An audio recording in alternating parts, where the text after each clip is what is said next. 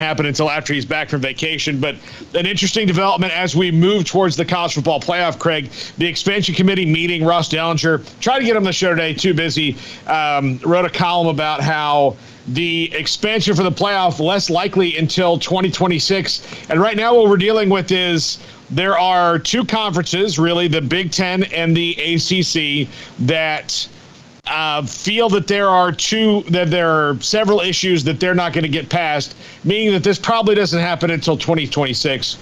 And I know the pros and cons of that are, I mean, there's some pros. It seems probably like all cons of the playoffs not going to expand for another 4 years. But when you think about the pros of it, well, I would rather them take the time and get it right so that at least out of the gate it'll be more successful than some of this other stuff has been. But cons being, I mean, come on, guys. And, like, what are we nitpicking about at this point? Automatic bids or 8 and 12 when you've had a committee that's done all this, and Jim Phillips from the ACC is really the massive holdout, and just get it done for the fans. You know, Bob Bowlesby said it in the column in that they are really, you know, there's fatigue. People know that they're losing viewers because people are tired of seeing the same teams. Is it going to change it all that much at the beginning? Probably not, but you can't change it until you give more people opportunity, and that's the simplest thing. Look, is it going to be bad at first? Will there be some pock marks? Will there be some zits you got to pop? Yes, there are going to be some things that aren't going to be good, but ultimately it can't be better if you don't even try to change.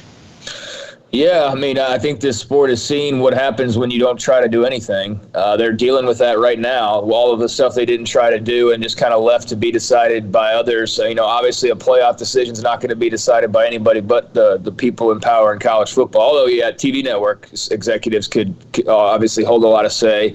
But, yeah, it's frustrating that we keep hearing about, I think I'm more frustrated just the fact that they keep talking and keep walking away with nothing than the fact that they walk away with nothing today. I mean, I'm not surprised that we don't have, you know, already before the season's even really over with, before a national championship game's been played. I'm not surprised we're not hearing about an already approved new playoff format, but I am getting awfully sick and tired of just hearing about pointless meetings, really. So, you know, just another, hey, just not yet. That's fine. I think there needs to be some serious looks in the mirror, and you say that they know and they see and they realize what's going on, and kind of a fatigue maybe that's setting in for some, or just the lack of parity or whatever. But yeah, I don't know, man. I don't know what the solution is. You know, I'm all for expansion.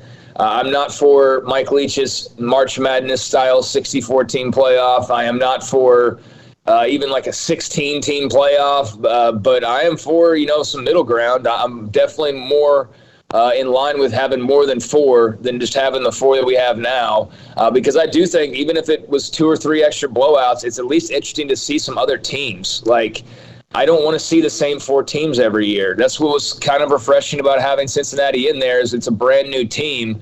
And yeah, the result might have been the same, but it's no different than watching Notre Dame get their ass kicked every year, right? It's no different than watching OU get their ass kicked every other year, or whoever else, you know, has regularly been in there and does pretty much the same thing against Alabama or Ohio State or whatever. So, yeah, not surprised. It's going to be really interesting to see kind of where they end up ultimately on this thing. It's a conversation that's not going to die. So, you know, nothing right now, but I'm sure people got a lot of opinions on what should happen, and I would love to hear them. I think that when it comes to it, there's a couple things. Like, yeah, the change is going to be incremental.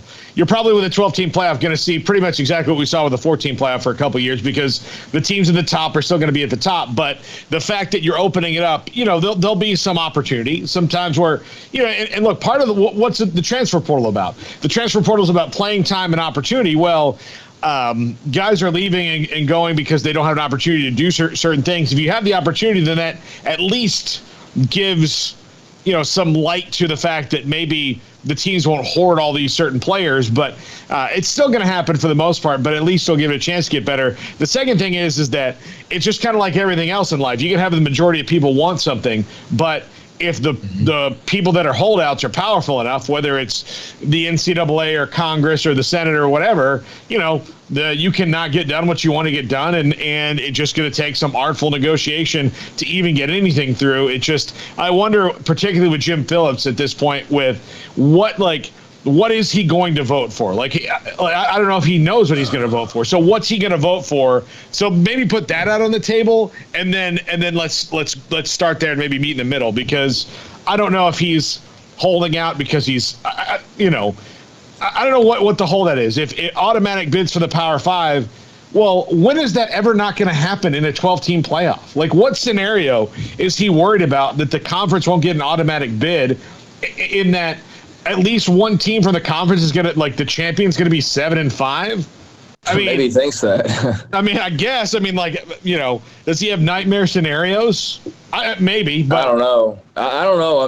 I think it's strange that commissioners would be so hesitant. I think he'd be doing everything. I guess the automatic bid thing, you just want to guarantee, but I know what you mean.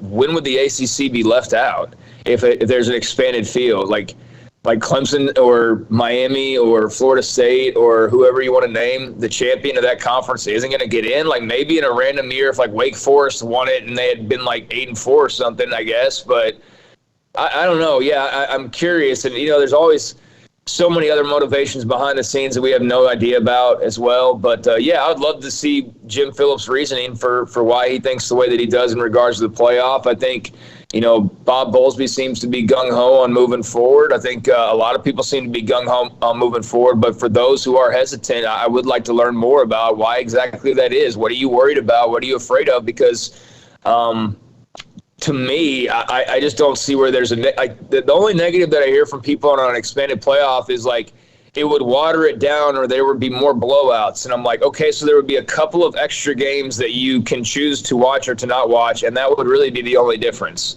That's why we're worried about there might be a couple of extra blowouts.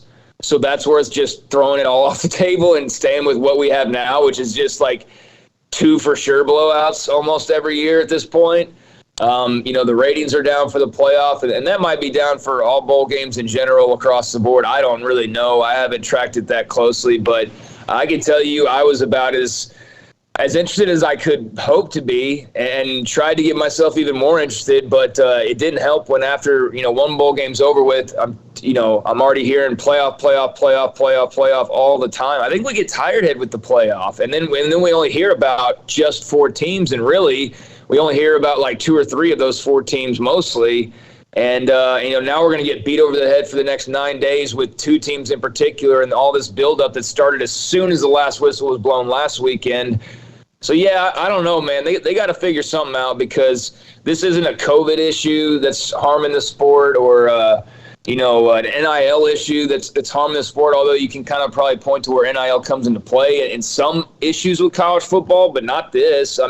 Although you can talk about the playoff and how it would keep guys around to play in bowl games if there was an expanded version, for some of these other teams that are pretty good. But, yeah, I don't know, man. I want to get more guys on the record and see exactly what their deal is on why they're fearful of it, because, I think the current model works fine. It's better than the BCS, I suppose, but I definitely think it could be better. I wish they'd figure out how, because, again, this is the only sport, and it's such a great sport, but it's the only sport in this country that can't figure out the way to properly do a postseason. It's unbelievable. They cannot figure it out, Paul. They don't know how. They had a championship. It's hey, here's the 2 best teams, but they could never do. And look, it's not just simply records. So that's the hard part, and that's what's unique about it. Is there's not a 64-team tournament. There's not, a set record. You're 8-7. You advance. There's not just that. So maybe they need something maybe they need some more structure to it, but they cannot figure it out to save their life. That's for sure. No, they absolutely can. And I got a couple of comments on the text line, 254-339-1122. Until we're back in studio, we will not be able to take calls because of the Craig and I won't be able to hear it because of the way that we have to deliver it to be remote. So we can't take calls. So please hit us up on the chat or the text, 254-339-1122. And I don't, every other sport also, if you look, professional, college, everything has found a way to grow their playoffs. The NFL, which didn't even really need to, did it, right? Like that, or changed it, tweaked it, grew their season. The NBA's finding ways to tweak and expand their playoffs and have a play-in game. Major League Baseball expanded their playoffs, and Major League Baseball expanding the playoffs has in no way made it worse. It's made it better because now, Craig, back in the 90s and the early 2000s, when the trade deadline came around, if you were 6 games out of first place, you just dumped your roster into the Yankees. That's what people did, and now they don't. So but college football for some reason looks at this and goes, "Yeah, we can't do it here because we're different."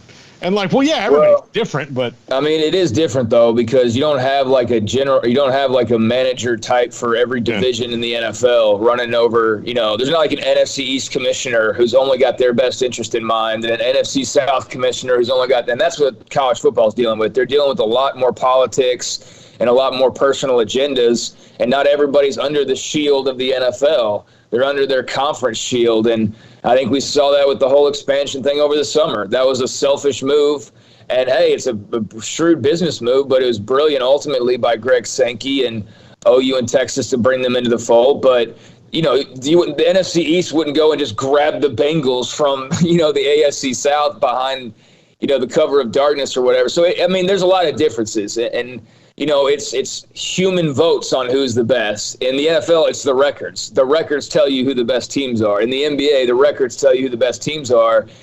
In college football, you can't do it exactly that way. So that does make it a bit more complicated, and that leaves it to where, you have these arguments of well, SEC's got 7 teams that could beat the top team in the big. And okay, whatever. We don't know. We don't know ultimately, and we have a lot clearer picture in other sports. And there's too many teams in college football to ever really know. And the only way, I guess, to ever really make it simplest would be if there was this massive breakaway and some ultra super college football league that was created. And maybe that was one of the ideas with the OU Texas move originally before that all got blown up. I don't know.